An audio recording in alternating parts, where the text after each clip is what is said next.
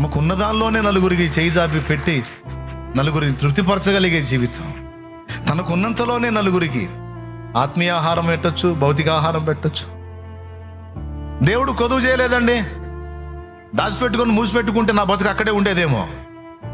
2 కేజీల ఆహారం వండటం దగ్గర నుంచి మొదలు పెట్టాం. మాకే లేదు అప్పుడు. మా అమ్మకి చెప్పాను నేను, అమ్మ వేరే ఊరు నుంచి వచ్చినట్టున్నారు, 10 మంది దాకుంటారమ్మా, అంత అన్నం వండి పెడితే బాగుండేమో అంటే ఆ ఉన్నదానిలోనే 2 కేజీల ఆహారం వండారు. మొదటిసారి వండిన ఆహారం 2 కేజీలు. ఇప్పుడు ఈరోజు వారానికి వచ్చి 50-60, నెలకు వచ్చి 50-60 క్వింటాలు వండుతూ ఉన్నారు.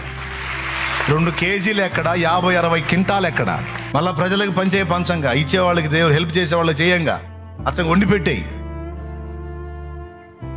అన్యాయస్తుడు ఆయన.